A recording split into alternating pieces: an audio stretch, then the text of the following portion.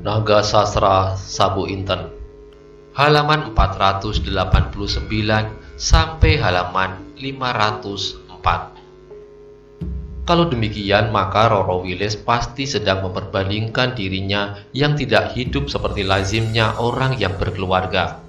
Kenapa ia tidak menjadi Demang seperti Sarayuda yang menguasai tanah dengan beribu-ribu bukit, ternak di padang, dan sawah yang subur di lembah-lembah? Kenapa ia tidak berkata kepada Roro Wilis tentang rumah yang besar serta halaman yang ditumbuhi pohon-pohon buah-buahan serta dipagari oleh tanaman-tanaman berbunga? Oh, semuanya itu pasti akan selalu menggugahnya kelak apabila Roro Wilis kelak benar-benar menjadi istri Maiso Jenar. Ataupun kalau tak terucapkan, perlahan-lahan pasti akan membakar hati gadis itu. Karena itu, sebelum semuanya itu terjadi, maka lebih baik Maiso Jenar menarik diri. Kalau ia ingin melihat Roro Wilis berbahagia, maka ia harus melepaskan kepentingannya sendiri yang dikendalikan oleh nafsu. Tidak, ia tidak akan membiarkan Roro Wilis menderita dan terlalu banyak berkorban untuknya. Aku tidak akan mengganggunya, desis Maiso Jenar. Kemudian dengan diam-diam dan hati-hati sekali, Maiso Jenar bangkit dari pembaringannya. Anyaman daun kelapa di atas jerami. Perlahan-lahan ia memasuki gubuk pandan alas dari pintu depan, dan tanpa bersuara didukungnya Aryo Saloka dari pembaringannya. Kemudian dengan hati-hati ia meninggalkan gubuk yang telah menimbulkan peristiwa pahit itu.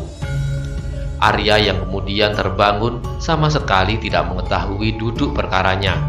Ia merasa bahwa pamannya berlari kencang sekali. Karena itu ia bertanya, "Paman, kemana paman akan pergi?"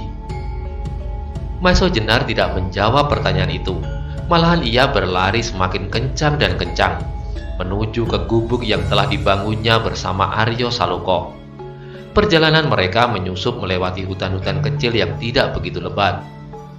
Ketika fajar menyingsing, Maiso Jenar mencoba untuk menguasai dirinya. Ia berusaha untuk tidak menimbulkan kesan yang asing bagi orang-orang yang dijumpainya di jalanan. Karena itu, Arya segera diturunkannya dari dukungan.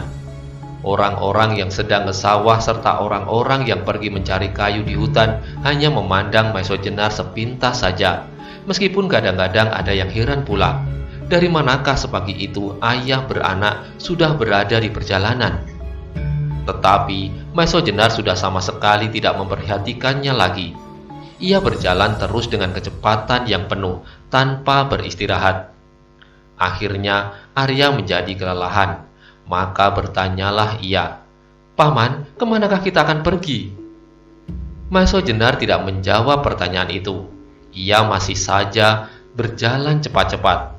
Karena itu Arya kadang-kadang terpaksa berlari-lari untuk mengikuti langkah Maiso Jenar. "Paman, tunggulah!" teriak Arya. Maiso Jenar yang sedang diliputi oleh berpuluh ribu masalah itu hampir tidak mendengar suara Arya. Ia masih saja berjalan cepat tanpa menoleh. Mendengar Arya berteriak-teriak, Maiso Jenar berhenti menoleh. Tetapi Arya yang biasanya mendapat perhatian sepenuhnya dari Maiso Jenar, kini rasa-rasanya sangat menjengkelkan sekali. Dengan keras pula Maiso Jenar berteriak, "Arya, tidakkah kau dapat berjalan lebih cepat?" "Aku lelah sekali, Paman," jawab Arya. "Baru beberapa langkah kau berjalan. Ayo, belajarlah menjadi seorang laki-laki. Apa kau yang sudah sebesar itu masih harus selalu dimanjakan, didukung sampai punggungku patah?" teriak Maiso Jenar dengan kasarnya. Mendengar jawaban Maiso Jenar, Arya terkejut bercampur heran. Ia belum pernah melihat Maiso Jenar bertindak sekasar itu terhadapnya. Padahal ia sama sekali tidak merasa berbuat suatu kesalahan. Ia ingat jelas bahwa pamannya kemarin berkata kepadanya agar ia tidur saja. Pamannya akan pergi berburu. Kemudian ketika ia terbangun, ia sedang didukung oleh pamannya sambil berlari-lari. Dan sekarang tiba-tiba saja pamannya marah kepadanya. Sedang Arya kebingungan, terdengar kembali suara Maiso Jenar. "Arya, tidakkah kau mau berjalan?" Arya tersentak. Cepat ia melangkah menyusul. Namun hatinya terasa ada sesuatu yang mengeram.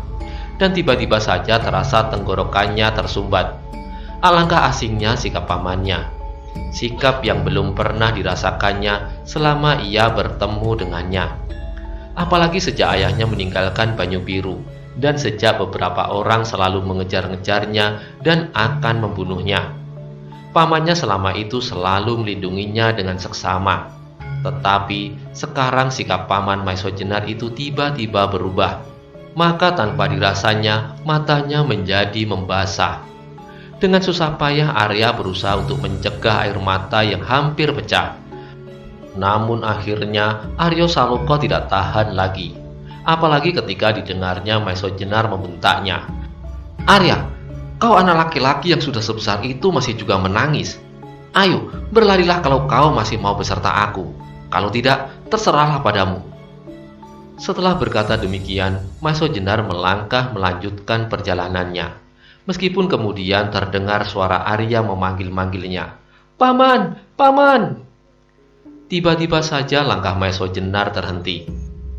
Dilihatnya, di pinggir jalan sempit di tepi hutan itu seseorang berdiri seperti menantinya. Ketika Maisojenar berhenti, tampaklah orang itu melambaikan tangannya memanggil. Hati Maisojenar jadi berdebar-debar.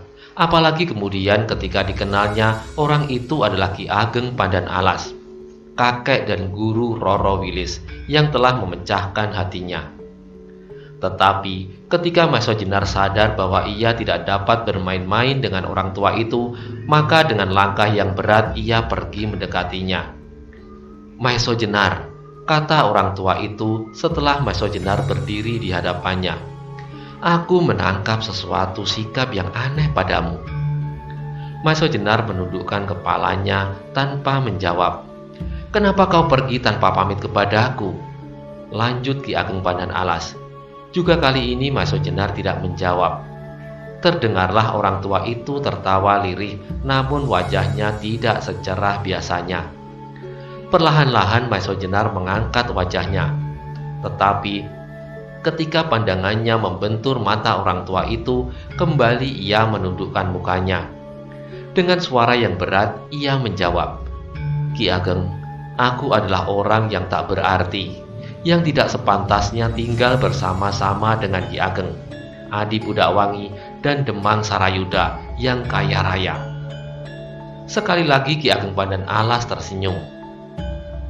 "Maisojenar, aku telah mendengar seluruhnya percakapanmu dengan Roro Wilis di padang perburuan.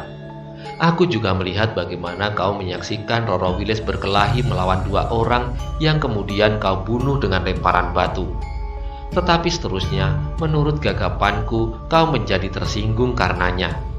Maka segera aku menyusulmu untuk mendapat penjelasan. Tetapi mendengar kata-katamu tadi, aku dapat mengambil kesimpulan bahwa kau merasa disisihkan, karena kau bukan seorang yang kaya seperti Sarayuda," kata Ki Pandan Alas. Maisojenar mengangguk perlahan-lahan. "Ki Ageng, bukankah Ki Ageng mendengar sendiri bagaimana Roro Wilis menanyakan kepadaku, kenapa aku tidak menjabat kedudukanku kembali? Bukankah itu sudah jelas bahwa Roro Wilis sama sekali tidak senang melihat seseorang yang merantau memperjuangkan keyakinannya?" "Bukan tidak senang, Maisojenar," jawab Ki Ageng Pandan Alas. "Tetapi seorang gadis pastilah ia berangan-angan. Angan-angan itu akan dapat dipenuhi oleh Ki Demang Sarayuda yang memiliki tanah, ternak, pangkat. Apalagi ia adalah seorang yang sakti pula, yang akan dapat melindungi keselamatan Roro Wilis," sela Maisojenar. Mendengar kata Maisojenar itu, wajah Ki Ageng Pandan Alas nampak berkerut. Alisnya bergerak-gerak, sedang matanya memancarkan perasaannya yang kecewa. "Maisojenar, meskipun Sarayuda itu muridku, namun aku melihat beberapa kelebihan ada padamu. Tetapi ternyata bahwa kau juga mempunyai kekurangan yang besar. Hatimu keras seperti baja, tetapi getah seperti baja pula. Kalau demikian, baiklah, aku akan berusaha untuk membentuk Sarayuda lebih lanjut, untuk melenyapkan kekurangan-kekurangannya agar dapat menyamaimu." Setelah mengucapkan kata-kata itu, dalam sekejap saja Ki Ageng Pandan Alas telah melangkah jauh. Ketika Maiso Jenar akan menjawab, orang tua itu telah hilang masuk ke dalam hutan. Maka tiba-tiba timbullah penyesalan di hati Maiso Jenar. Mungkin ia sudah menyakiti hati orang tua itu, sehingga dengan demikian kemungkinan untuk dapat kembali kepada Roro Wilis menjadi semakin tipis. Karena itu tiba-tiba menggeloralah kembali kejengkelan di dalam dadanya. Dunia ini menjadi seolah-olah gelap dan tanpa masa depan. Hidupnya menjadi tak berarti sama sekali. Kalau demikian, buat apa ia mesti berjuang untuk masa depan? Masa yang akan dipenuhi oleh kepahitan hidup. Tiba-tiba Maiso Jenar teringat kepada Ki Paniling yang sebenarnya bernama Radite, yang menjauhkan diri dari pergaulan ramai, yang kemudian lebih senang hidup di antara para petani miskin tanpa berpikir tentang masa depan, tentang negara, tentang bangsa. Oh, adakah demikian balas jasa yang diterimanya atas perjuangan yang dilakukan selama ini? Kalau demikian, maka alangkah tentramnya hidup Ki Paniling. "Paman!" Tiba-tiba terdengar suara Arya dekat di belakang Maiso Jenar. Maiso Jenar agak terkejut mendengar suara itu. Tetapi ketika ia menoleh dan nampak wajah Arya yang kuyu, kembali terungkitlah kejengkelannya. Anak itu adalah isi dari masa depan yang gelap, yang pahit, yang akan menyiksanya. Buat apa ia harus ikut serta membinanya? Anak itu bukanlah anaknya. Biarlah Gajah Soro sendiri yang bertanggung jawab atasnya. Kalau kelak ia marah kepadanya, biarlah Gajah Soro mencoba mengukur lebar dadanya. Karena pengaruh pikirannya yang kelam itu, berteriaklah Maiso Jenar membentak, "Pergi, pergi kau kelinci cengeng, buat apa kau ikuti aku?" Mendengar suara kasar itu, dada Arya Saloka rasa-rasanya seperti tersambar petir, sehingga tubuhnya menggigil ketakutan. Belum lagi ia dapat bersuara, Maiso Jenar telah melompat berlari kencang-kencang seperti orang yang kehilangan ingatan. Meskipun kemudian terdengar jerit Arya Saloka, "Paman, paman!" Namun suara itu semakin lama semakin jauh di belakangnya. Suara Arya Saloka itu akhirnya lenyap menghantam batas-batas hutan. Sedang Maiso Jenar masih saja berlari menyusup semak-semak seperti orang gila. Dengan nafas yang terengah-engah, ia mendaki bukit kecil sambil masih terus berlari, menjauhi manusia. Ia akan pergi ke suatu tempat di mana hidupnya tak tersentuh oleh apapun.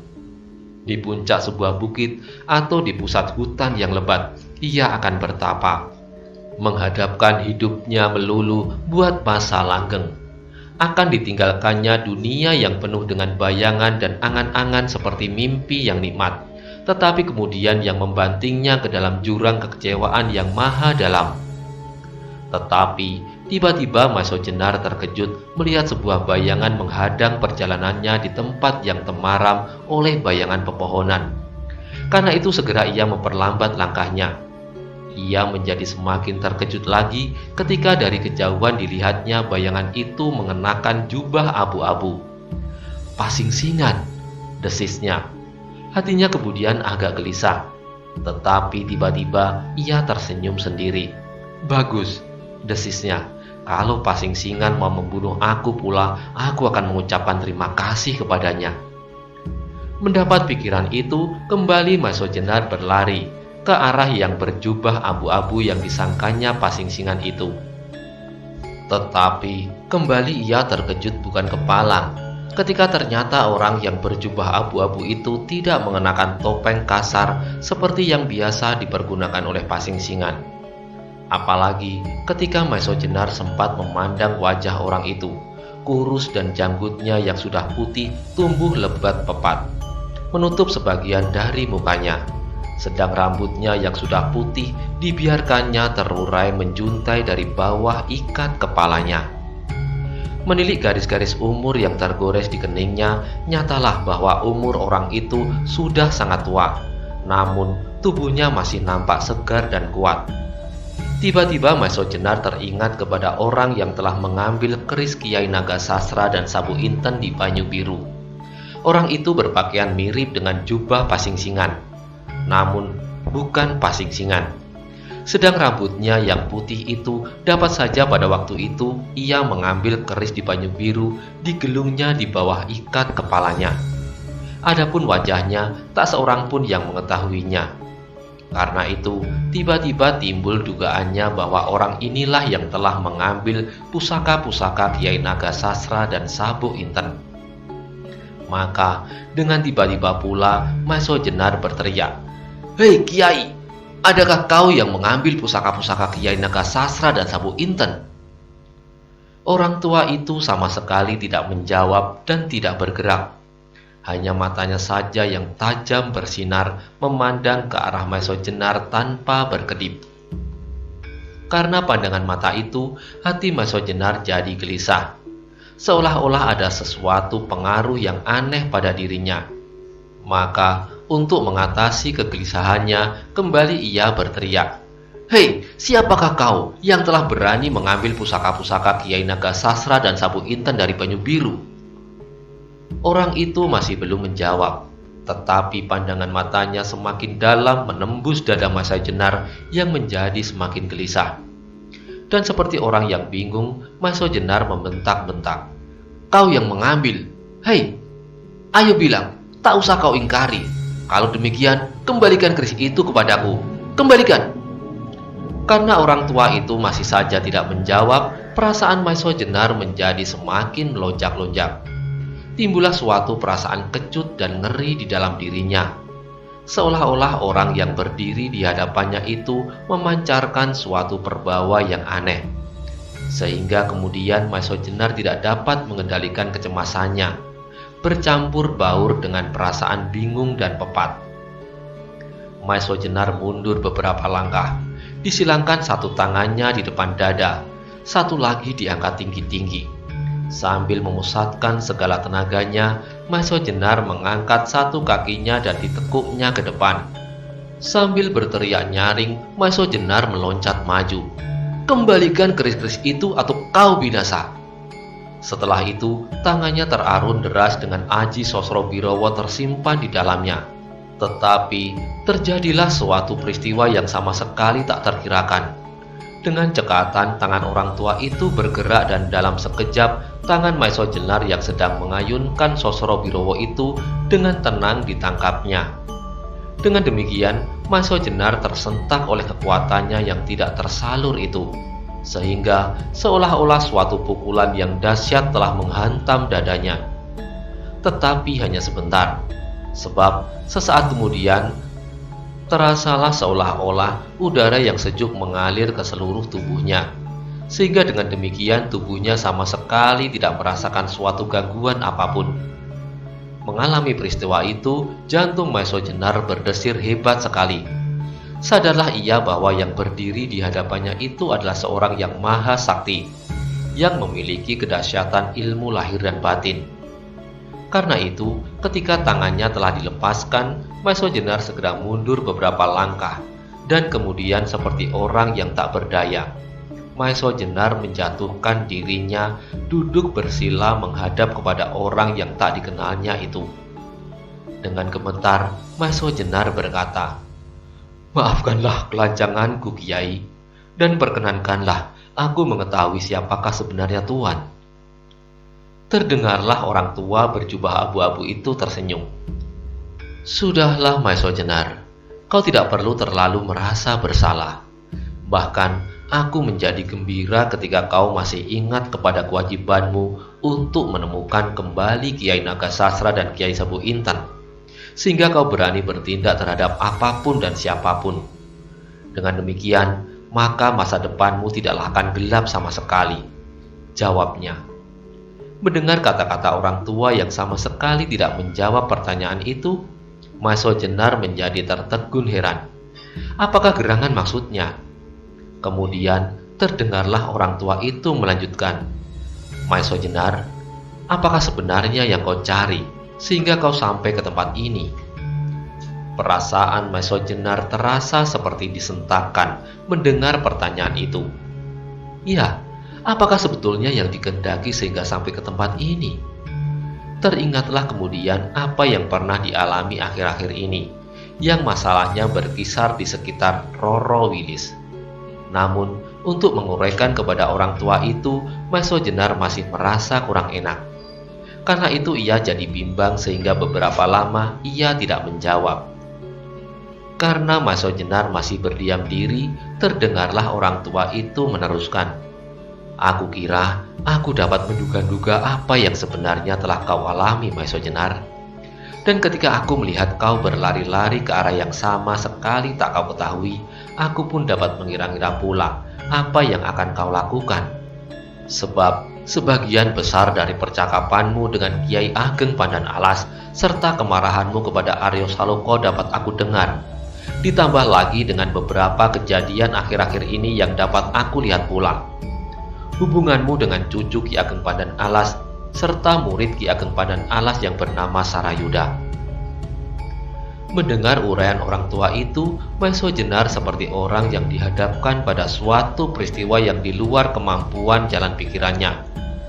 Demikian banyaknya masalah yang dapat diketahui oleh orang tua itu. Kalau demikian, maka orang tua itu pasti telah beberapa hari mengikutinya. Karena itu pasti orang itu adalah orang yang sama sekali tidak bermaksud jahat kepadanya. Dengan demikian, ia menjadi agak berani pula. Maka katanya, apa yang Tuan katakan adalah benar. Maka terdengarlah orang tua itu tertawa. Bagus, katanya. Kau sadari semua itu, dan sekarang kau akan pergi kemana? Kembali Maeso Jenar kebingungan. Apakah sebaiknya ia berkata terus terang? Sebab, andai kata ia berbohong, maka orang tua itu pun agaknya dapat mengetahui pula. Karena itu jawabnya, aku akan pergi bertapa, Kiai, menjauhi kesibukan-kesibukan duniawi yang menyembuhkan. Sekali lagi orang tua itu tertawa. Katanya, apakah dengan bertapa serta menjauhkan diri dari persoalan manusia itu, kemudian keris Kiai Nagasasra dan Sabu Inten akan datang kepadamu dengan sendirinya? Sedikit demi sedikit arah pembicaraan orang tua itu sudah dapat ditangkap oleh Maeso Jenar. Ia menjadi bertanya pula pada diri sendiri, apakah sebenarnya yang dicarinya selama ini? Maeso Jenar, lanjut orang tua itu, kau adalah seorang kesatria, bukan seorang brahmana atau pertapa. Kewajiban kesatria adalah membina kesejahteraan umat manusia, kesejahteraan bangsanya dan tanah airnya. Apakah yang dapat kau lakukan apabila kau mengasingkan dirimu di puncak gunung atau di tengah-tengah hutan yang lebat, di dalam goa-goa atau di bawah pohon beringin tua? Maeso Jenar, aku sudah tua. Aku adalah gambaran dari orang-orang yang tak berarti, tinggal di dalam goa yang jauh dari masalah-masalah bangsa dan tanah air, di mana aku meneguk air jika aku haus serta mencari ketentraman diri. Tetapi dengan demikian, masalah keluarga besar kita tidak akan dapat diselesaikan. Sekarang, adakah kau mau memperbanyak jumlah orang-orang yang demikian itu? Kata-kata orang itu memancar ke hati Maeso Jenar seperti sinar matahari yang memecahkan gelapnya malam. Meskipun ia masih duduk tepekur, namun dadanya telah menyala kembali dengan api kekesatriaannya. Masihkah kau akan melanjutkan mencari pusaka-pusaka yang hilang itu? Tanya orang tua itu. Karena pertanyaan itu, Maeso Jenar tersentak. Jawabnya tergagap. Iya Tuan, aku tetap mencarinya. Dan adakah Tuan mengetahui di manakah kedua keris itu sekarang? Orang tua itu tersenyum, lalu jawabnya, aku tahu, kedua keris itu berada di dalam kekerasan hatimu serta usahamu. Kembali Maeso Jenar tertunduk, tepat benar jawaban orang tua itu. Maeso Jenar, lanjut orang itu, hati-hatilah kelak akan memilih. Ada dua keturunan yang merasa berhak memiliki keris itu. Keturunan Trenggono dan keturunan Sekar Sedo Lepet. Pilihlah siapa di antara mereka yang mengutamakan kepentingan rakyat serta kesejahteraan negerinya. Kepadanya lah keris itu akan kau serahkan. Seterusnya, kau masih mempunyai satu kewajiban lagi, membina masa depan. Dan sekarang kau sia-siakan satu tugas kekuatan masa depan itu. Orang tua itu diam sejenak, lalu bertanya kepada Maesho Jenar, "Dengarlah, siapakah yang menyebut-nyebut namamu?" Lamat-lamat ketajaman pendengaran Maesho Jenar mendengar suara memanggil-manggilnya. "Paman, Paman Maesho Jenar, di manakah kau, Paman?" Mendengar suara itu, terbantinglah hati Maesho Jenar seperti kaca yang menimpa batu. Itu adalah suara Aryo Saloko, putra Gajah Soro. "Apa salah anak itu kepadamu, Maesho Jenar?" tanya orang tua itu sambil tersenyum. Karena pertanyaan itu, hati Maesho Jenar merasa semakin pecah-pecah. Teringatlah ia bagaimana ia membentak-bentak anak itu, meninggalkannya dalam kebingungan dan kekalutan pikiran. "Maesho Jenar," terdengarlah kembali kata-kata orang tua itu. "Masa depan tidaklah kalah pentingnya dengan masa kini. Justru apa yang kau lakukan adalah buat kepentingan masa depan. Karena itu peliharalah tunas-tunas buat masa depan itu dengan baik-baik. Kali ini kau telah mendapatkan pengalaman untuk dapat kau pergunakan sebagai cermin pada masa-masa yang akan datang. Setiap usaha pasti mengalami rintangan-rintangan. Apabila kau terperosok pada kepatahan hati, maka tak akan ada usahamu yang berhasil. Aku setuju dengan kata-kata Pandan Alas. Hatimu sekeras baja, tetapi getas seperti baja pula. Nah, sekarang hayatilah tugasmu kembali. Kiai Naga Sasra dan Kiai Sabu Inten serta anak Gajah Soro yang dititipkan kepadamu itu." Maesho Jenar membungkuk hormat, namun masih juga ia mencoba bertanya, "Siapakah sebenarnya Tuan?" Orang tua itu tersenyum. "Tak banyak gunanya kau mengetahui siapakah aku ini, sebab aku adalah orang yang tak berarti. Salah satu dari gambaran orang-orang yang tidak bertanggung jawab buat membina bebrayan agung. Namun, aku masih ingin menitipkan sumbangsihku atas tanah ini kepadamu, dengan mencegah kehendakmu untuk menambah barisan orang-orang yang tak berarti seperti aku ini. Nah, selamat bekerja Maesho Jenar. Seharusnya kau memiliki keagungan seperti gurumu, Pangeran Handayaningrat." Setelah mengucapkan kata-kata itu, orang tua yang berkumis dan berjanggut lebat itu melangkah pergi. Maesho Jenar yang masih belum puas itu segera akan mengikutinya, tetapi tiba-tiba kembali didengarnya suara sayup-sayup menyusup dedaunan. "Paman, Paman Maesho Jenar, kenapa aku kau tinggalkan sendiri, Paman?" Suara yang timbul tenggelam di antara desir angin di hutan itu telah menyentuh-nyentuh perasaan Maesho Jenar seperti panasnya bara api. Cepat ia menyadari kesalahannya, telah meninggalkan anak yang tak bersalah itu. Karena itu ia berteriak pula, "Arya, tunggulah Paman segera datang." Setelah itu, segera ia meloncat berlari sekencang-kencangnya menuju ke arah suara Aryo Saloko, yang ketika mendengar suara Maesho Jenar berteriak lebih keras lagi, "Paman, Paman!" Ketika Aryo Saloko melihat Maesho Jenar yang tiba-tiba muncul dari rimbunnya hutan, segera ia berlari menyongsongnya. Tetapi karena tubuhnya sudah sangat lelah, maka ia pun terjatuh lemas. Melihat keadaan Arya, Maesho Jenar jadi terharu. Cepat ia menangkap tubuh Aryo yang sudah hampir terjerembab. Dan dengan hati-hati, anak itu didudukkan di atas rumput-rumputan. "Aryo," bisik Maesho Jenar. Arya tidak menjawab, karena kerongkongannya terasa buntu. Namun, air matanya mengalir seperti tanggul yang pecah. Aryo Saloko yang sebenarnya bukanlah anak yang cengeng, pada saat itu tangisnya tak tertahankan lagi, seperti berdesak-desakan berebut jalan. "Aryo," kata Maesho Jenar, "anak laki-laki tidak sepantasnya menangis. Diamlah." Meskipun nada suara Maesho Jenar sudah menjadi lunak, namun Arya masih ketakutan kalau-kalau pamannya akan marah kembali. Karena itu, ditahannya tangisnya kuat-kuat. Tetapi karena itu pula, maka dadanya menjadi sesak karena isaknya yang tersekat, sehingga tubuhnya terguncang-guncang. "Sudahlah Aryo," sambung Maesho Jenar. "Kalau kau terlalu lama menangis, kau dapat kemasukan angin."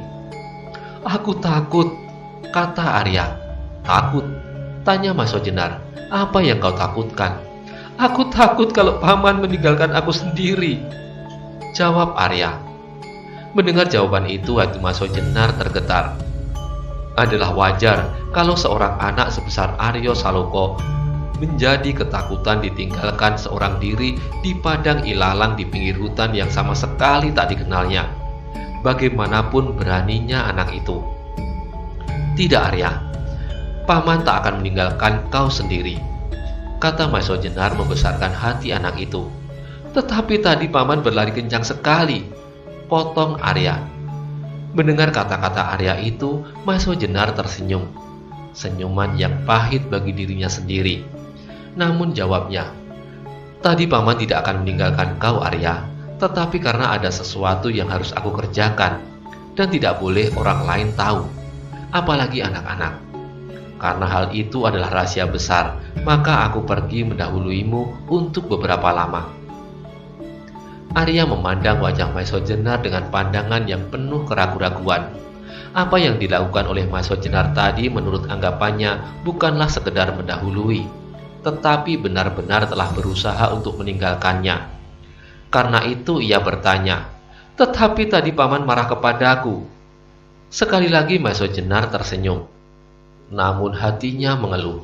"Sudahlah Arya, sekarang dan seterusnya paman tidak akan meninggalkanmu lagi." Arya mengangguk-anggukkan kepalanya, meskipun hatinya masih tetap ragu. "Kemana paman pergi? Aku ikut paman." "Bagus Arya, bagus," jawab Maso Jenar. "Nah, sekarang kemana?" "Terserahlah pada paman," jawab Arya. "Kau lelah?" tanya Maso Jenar. "Tidak, kalau berjalan dengan paman, aku masih kuat," jawab Arya dengan mantapnya.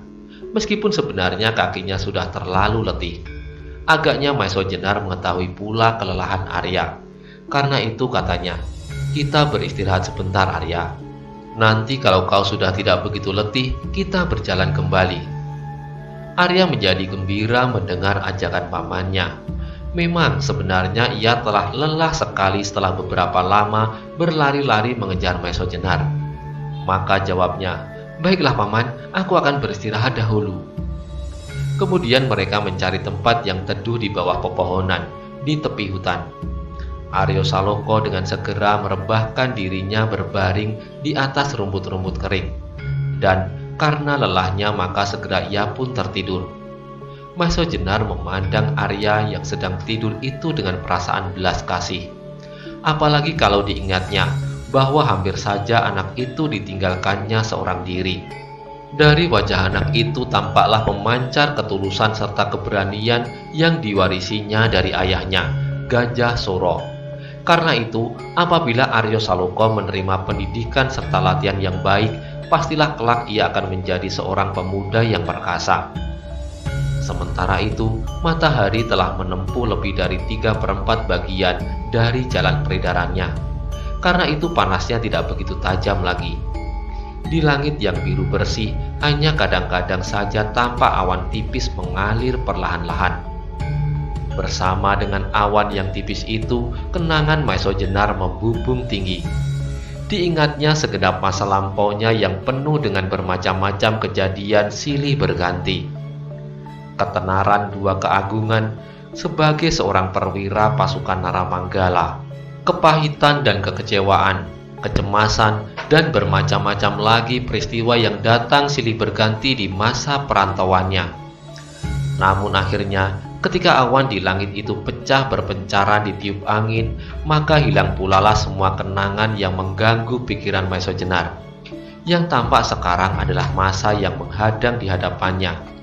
Masa yang akan penuh dengan tantangan-tantangan yang harus dijawab dengan tindakan-tindakan yang tepat. Tetapi kemudian, tiba-tiba Maso Jenar teringat kepada orang tua yang telah membawanya kembali ke jalan yang lurus. Siapakah kira-kira orang itu? Benarkah orang itu yang telah mengambil keris Kiai Nagasasra dan Kiai Sabu Inten? Ketika pertanyaan-pertanyaan itu ditujukan kepadanya, maka ia sama sekali tidak menyangkalnya, meskipun tidak pula membenarkan. Ditilik dari pakaiannya, maka Maso Jenar hampir pasti bahwa orang itulah yang mengambil kedua pusaka itu dari Banyu Biru. Sebab jarang orang yang berpakaian jubah berwarna abu-abu kecuali Pasingsingan dan orang itu. Meskipun Maiso Jenar belum pernah melihat wajah asli Pasingsingan yang nama sebenarnya adalah Umbaran, namun pastilah bahwa orang tua itu bukannya Umbaran.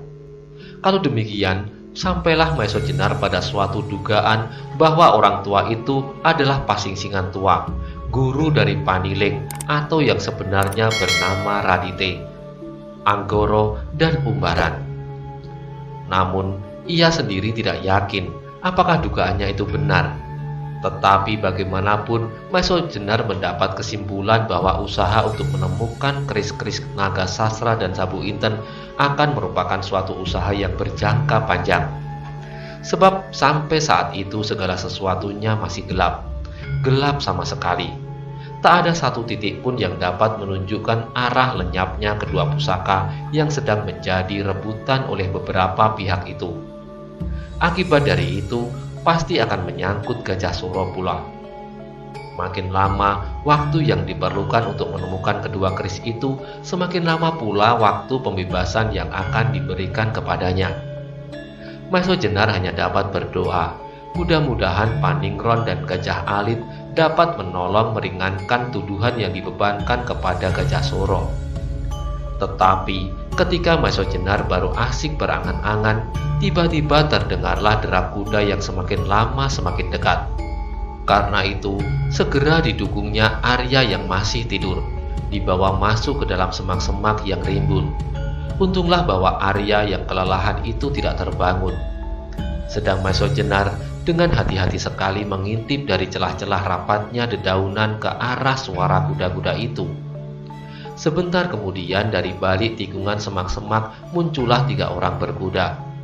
Melihat 3 orang itu, dada Maiso Jenar menjadi berdebar-debar. Mereka adalah sepasang uling dari Rawa Pening, disertai oleh Sri Gunting. Menilik perbekalan mereka, maka Maiso Jenar dapat mengetahui bahwa 2 bersaudara uling itu akan menempuh perjalanan yang jauh. Mula-mula timbul keinginan Maiso Jenar untuk menghadang mereka serta langsung membinasakan mereka. Tetapi tiba-tiba diingatnya pesan Ki Paniling bahwa ia dinasihatkan untuk tidak bertindak tergesa-gesa. Ia harus tahu pasti bahwa tindakannya benar-benar akan menguntungkan. Sebab pada saat itu ia masih belum yakin bahwa ia seorang diri dapat mengalahkan orang-orang itu. Apalagi ia sedang membawa Arya.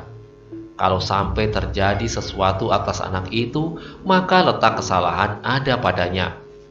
Karena itu akhirnya Maiso Jenar hanya mengintip dengan dada yang bergetar menahan perasaannya. Ketika ketiga orang itu lenyap dari pandangan matanya, Maiso Jenar segera menyadari betapa semakin sulitnya pekerjaan yang akan dilakukan. Dengan melihat kedua orang itu, Maiso Jenar dapat menerka bahwa pasti tidak saja sepasang uling itu yang pergi merantau, tetapi pasti juga tokoh-tokoh hitam yang lain menempuh perjalanan yang bertebaran ke segenap penjuru untuk dahulu mendahului menemukan keris-keris Kiai Naga Sastra dan Kiai Sabu Inten. Kalau saja ia bertemu uling, Lowo Ijo, Joko Soko dan sebagainya, bagaimanapun masih ada kemungkinan bagi Maiso Jenar untuk menyelamatkan diri. Tetapi bagaimana halnya kalau di perjalanan ia berjumpa dengan tokoh-tokoh tua seperti Pasingsingan, Simarudra tua, Bugel Kaliki dan barangkali tokoh-tokoh tua yang berdiri di belakang sepasang uling dan Joko Soko, atau guru-guru mereka yang ternyata juga mengingini pusaka-pusaka itu. Terhadap mereka tidak akan banyak yang dapat dilakukan. Untunglah sampai saat ini beberapa kali jiwanya selalu terselamatkan oleh pertolongan-pertolongan mereka dari angkatan yang sebaya. Tetapi kalau tak seorang pun dari mereka yang melihat, pasti bahwa tinggal nama Maiso Jenar saja yang mungkin masih sering disebut-sebut orang. Mengingat hal itu, tiba-tiba dirasanya bulu tengkuknya berdiri. Tetapi ketika segera menyusul gema yang berkumandang di rongga hatinya, gema suara orang tua yang tak dikenalnya, yang mengatakan bahwa keris Naga Sastra dan Sabu Inten berada di dalam kekerasan hatinya serta usahanya, maka nyala tekad di dalam hatinya berkobar semakin besar, sebesar nyala api di lubang kepundan Gunung Merapi yang tidak akan dapat padam oleh hujan selebat apapun serta angin sekencang apapun. Sementara itu Arya telah menggeliat pula. Ketika ia membuka matanya, maka yang pertama-tama dilakukan adalah berteriak memanggil, "Paman! Paman Maesha Jenar!" "Shh!" desis Maesha Jenar. "Kenapa kau berteriak, Arya?" Dengan pandangan yang masih diliputi oleh keraguan-raguan, Arya mengawasi Maesha Jenar tanpa berkedip. "Paman tidak meninggalkan aku lagi, bukan?" Maesha Jenar tertawa kosong dengan penuh pengertian atas kecemasan yang mencekam perasaan Arya. "Kalau aku meninggalkan engkau, bukankah lebih baik pada saat kau sedang tidur?" Mendengar jawaban Maesha Jenar, Arya menjadi percaya bahwa Maesha Jenar tidak akan pergi meninggalkannya. Setelah beberapa kali menggeliat, segera Arya duduk di samping Maesha Jenar. "Sudah tidak lelah lagi kau, Arya?" tanya Maesha Jenar. "Bukankah sejak tadi aku tidak lelah, Paman?" jawab anak itu. Terdengar Maesha Jenar tertawa pendek. Katanya meneruskan, "Bagus kalau begitu. Nah, sekarang kau sudah siap untuk berjalan lagi?" "Tentu, Paman. Tentu aku siap berjalan setiap saat," sahut Arya. "Kalau begitu, mari kita berjalan," ajak Maesha Jenar. Oleh ajakan itu segera Arya meloncat berdiri dengan sigapnya. Memang setelah ia tertidur beberapa lama, tubuhnya telah menjadi segar kembali. "Kita sekarang kembali ke rumah kita sebentar, Arya," ajak Maesha Jenar meneruskan. "Kenapa hanya sebentar, Paman?" tanya Arya. "Biarlah kami tinggalkan rumah itu, rumah di mana kau hampir saja mengalami bencana," jawab Maesha Jenar. Seterusnya ia menerangkan, "Arya, rumah itu ternyata sudah diketahui oleh orang-orang yang ingin membunuhmu. Karena itu bukankah lebih baik kalau kita pergi? Kita mampir sebentar hanyalah untuk mengambil tombak pusaka Banyu Biru Kiai Bancak. Biarlah tombak itu kau bawa serta, supaya tidak mencurigakan. Nanti sebaiknya kita lepas tangkainya." "Baiklah, Paman," jawab Arya sambil menganggukkan kepalanya. Kemudian berangkatlah mereka berdua meneruskan perjalanan. Tidak lama kemudian matahari tenggelam di ujung barat langit. Dalam kegelapan mereka tetap meneruskan perjalanan. Maesha Jenar yang berpandangan tajam dapat menempuh perjalanan dengan tidak banyak menemui kesulitan, sambil menggandeng Arya Saloka. Belum sampai tengah malam, mereka berdua telah tiba di pedukuhan di mana telah mereka bangun tempat untuk berteduh. Pada pagi harinya, tetangga-tetangga Maesha Jenar yang baik hati ketika mengetahui bahwa Maesha Jenar telah berhasil menemukan anak yang mereka anggap anak Maesha Jenar sendiri dengan selamat, segera berkerumun untuk mengucapkan syukur. Mereka bertanya bergantian tak ada henti-hentinya, sehingga Maesha Jenar kerepotan untuk menjawabnya. Tetapi kemudian mereka, tetangga-tetangga yang baik itu menjadi tercengang-cengang ketika tiba-tiba saja Maesha Jenar mohon diri kepada mereka untuk pergi meneruskan perantauannya, seperti ketika belum menetap di pedukuhan itu. Para tetangga yang menganggap Maesha Jenar sebagai seorang petani yang banyak memberikan sesuluh kepada mereka menjadi agak kecewa. Kata salah seorang dari mereka, "Adakah kami berbuat kesalahan terhadap Angger?" Tidak Bapak," jawab Maesha Jenar cepat. "Sama sekali tidak." "Atau barangkali Anda marah pada kami?" sambung yang lain. "Karena kami tidak dapat melindungi anak Adi."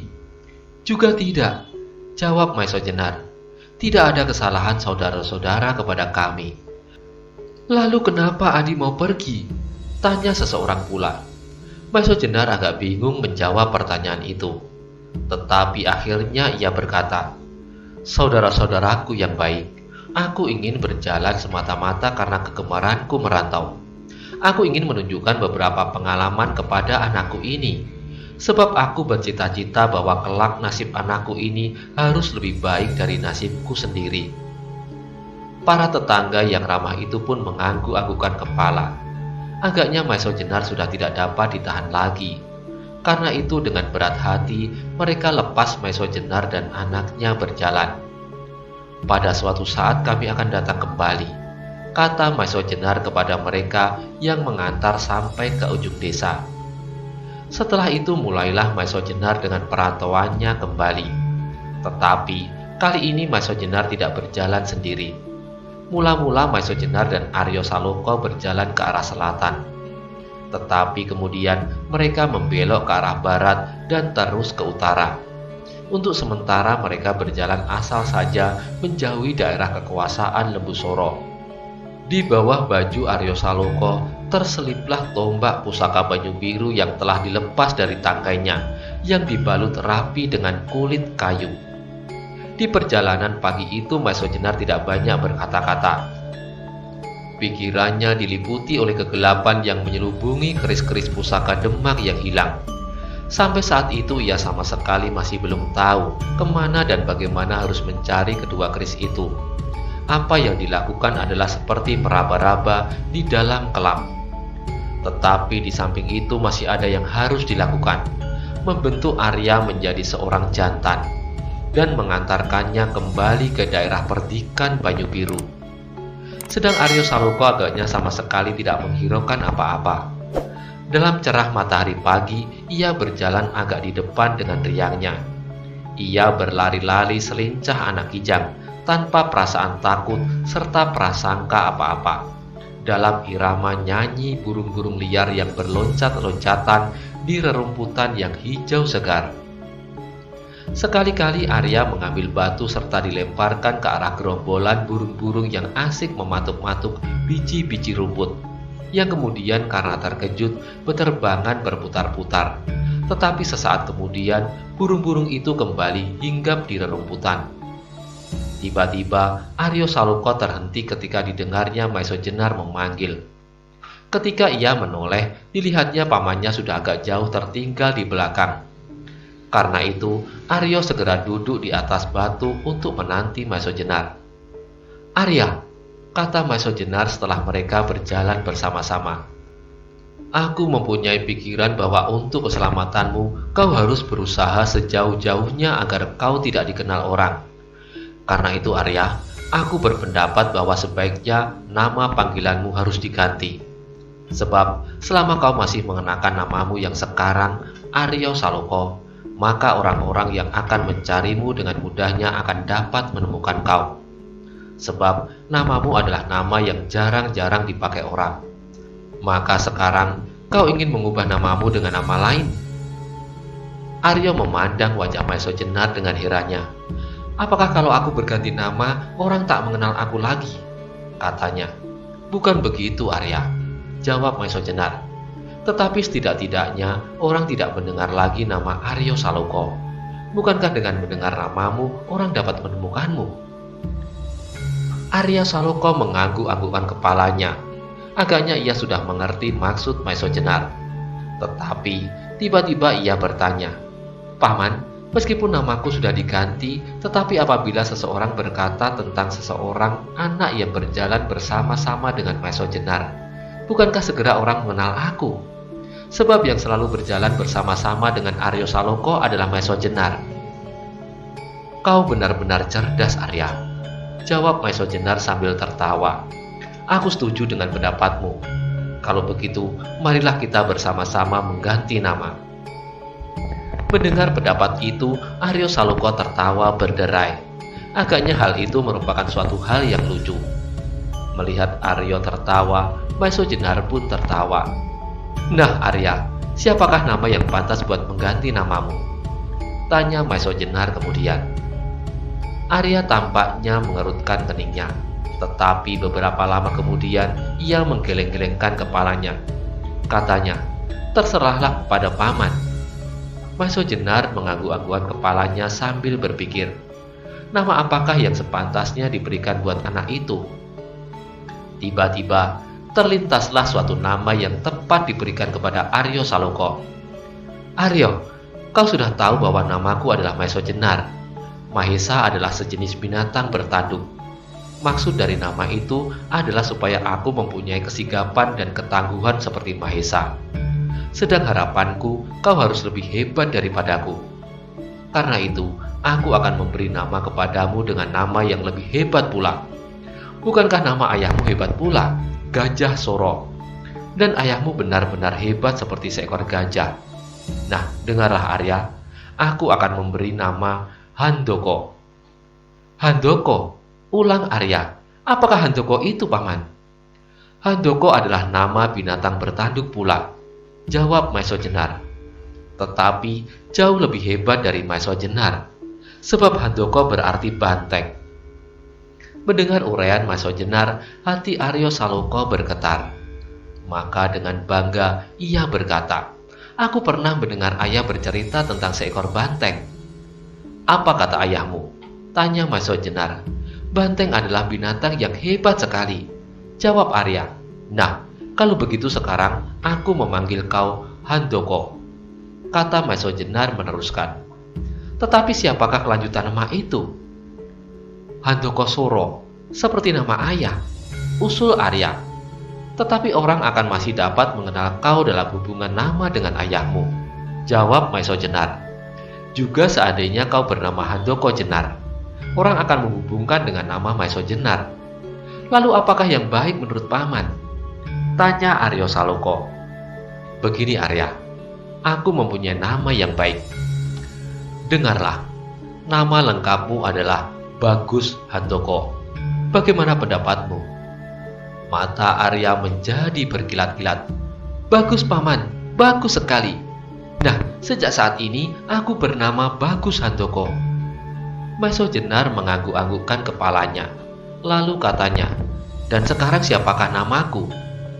"Terserahlah pada Paman," jawab Bagus Handoko. "Jangan panggil aku Paman, panggil aku Bapak untuk seterusnya." "Baiklah Bapak." "Bagus Handoko, dengarlah, aku akan memakai nama seorang petani biasa. Sejak saat ini, panggillah aku dengan nama Manahan, Bapak Manahan." "Baiklah Bapak Manahan. Bagus, kita sekarang sudah merupakan orang baru. Meskipun apa yang kita lakukan adalah kelanjutan usaha kita sebelumnya, kau harus kembali ke Banyu Biru kelak, dengan atau tidak dengan kekerasan." "Tentu Paman. Bapak, sebab tanah itu bagiku merupakan tanah pusaka sekaligus tanah tercinta." Manahan dengan menepuk pundak Bagus Handoko berkata pula, "Bagus Handoko, karena semuanya itu, kau mulai saat ini harus melatih diri dengan tekun dan sungguh-sungguh, supaya kau kelak tidak akan ketinggalan dengan anak pamanmu Lembu Soro." "Adi Sawung Sariti," potong Bagus Handoko. Manahan mengangguk. Katanya meneruskan, "Anak itu pun sekarang pasti mengalami penggemblengan, supaya kelak dapat menjadi anak hebat pula. Karena itu, kau jangan sampai kalah." "Baik Bapak, aku akan mencoba untuk berlatih sekuat-kuat tenagaku, supaya aku tidak mengecewakan Bapak Manahan serta ayah Gajah Soro," jawab Bagus Handoko. "Bagus Handoko, masa yang akan datang ini bagimu adalah suatu masa pembajaan diri," desis Maeso Jenar. Kemudian setelah itu, mereka saling berdiam diri, hanyut dalam arus angan-angan masing-masing.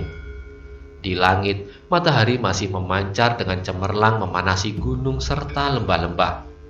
Itulah permulaan dari suatu masa yang panjang, yang akan penuh dengan latihan olah kanuragan, jaya kasantikan bagi Aryo Saloko, yang kemudian bernama Bagus Handoko.